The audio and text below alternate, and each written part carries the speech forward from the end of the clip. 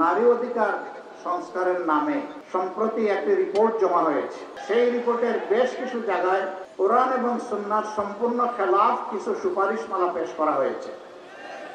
আমাদের প্রথম কথা হচ্ছে যে এই কয়েকজন এই সুপারিশ পেশ করেছেন তারা এই দেশের 9.5 কোটি মায়ের প্রতিনিধিত্ব করেন না। তারা সমাজকে যে জায়গায় নিয়ে যেতে চান এগুলো বলতেও কিছু কিছু জায়গায় আমার লজ্জা করে, এই জন্য আমি বলছি না। আমরা সেই জায়গায় তাদেরকে নিচে দিব না ইনশাআল্লাহ। এদেশের মানুষের একটা সংস্কৃতি, একটা তাহজিব, একটা তামাদ্দুন আছে। তার বিরুদ্ধে আঘাত দিলেই সমাজের পুরা শৃঙ্খলা তছনছ হয়ে যাবে। এটা আমরা মানব না, এটা আমরা মানতে পারি না।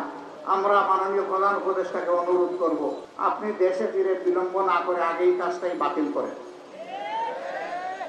আর যদি এরকম কোনো কমিশন করতে হয় তাহলে সকল শ্রেণী, পেশা, দল এবং আদর্শ থেকে মানুষকে নিতে হবে। সেখানে ইমানদার মহিলাদেরও প্রতিনিধিত্ব নিশ্চিত করতে হবে, যারা কোরআন হাদিসের পর্যাপ্ত জ্ঞান রাখেন। তারপরে দেখা যাবে কি আসে, তখন আমরা বিবেচনা করবো, এর আগে নয়।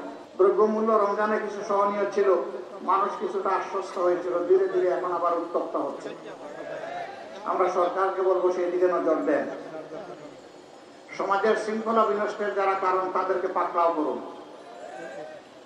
যারা 15.5 বছর এবং শেষ প্রান্তে এসে জুলাই আগস্টে গণহত্যা সংগঠিত করেছে তাদের কাউকে আইনের বাইরে রাখবেন না, তাদের বিচার নিশ্চিত করুন। এই বিগত সরকার যে জঞ্জাল 15.5 বছরে সৃষ্টি করেছে তার পর্যাপ্ত ন্যায়ানুগ সংস্কার সাধন করুন। কালো টাকা এবং পেশি শক্তি থেকে বের হয়ে আসার জন্য সমস্ত মানুষের ভোট এবং সঠিক প্রতিনিধিত্ব সংসদে নিশ্চিত করার জন্য পিআর সিস্টেমের ভোট নিশ্চিত করতে হবে। আমরা শুনতে পাচ্ছি সংসদ 2 কক্ষ বিশিষ্ট করার প্রস্তাব দেওয়া হচ্ছে, নিম্নকক্ষ উচ্চ কক্ষ। মূল কর্তৃত্ব থাকবে নিম্নকক্ষের হাতে, সেইটা হবে বর্তমান পদ্ধতিতে। আর উচ্চ কক্ষের প্রস্তাবনা করা হয়েছে পিআর সিস্টেমে। উচ্চ কক্ষ যদি পিআর সিস্টেমে প্রয়োজন হয় তাহলে নিম্নকক্ষ নয় কেন? একই দেশে 2 পদ্ধতির প্রয়োজনটা কি? দুনিয়ার 62টা দেশ তারা পিআর সিস্টেমে নির্বাচন করে।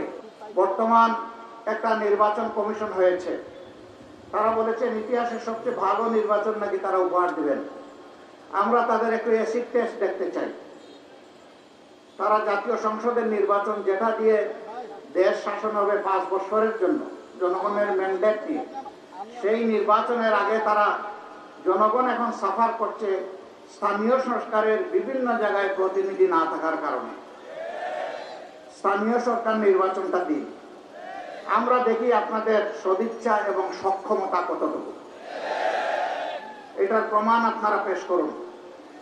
যদি এতে জনগণ সন্তুষ্ট হয়, জনগণের পরবর্তী খেদমতের জন্য জনগণ আপনাদেরকে পূর্ণ সহযোগিতা দেবে। আর এখানে যদি কোনো কিছু ধরা পড়ে তাইলে জনগণ আপনাদেরকে হলুদ নয় লাল কার্ড দেখাই দেবে।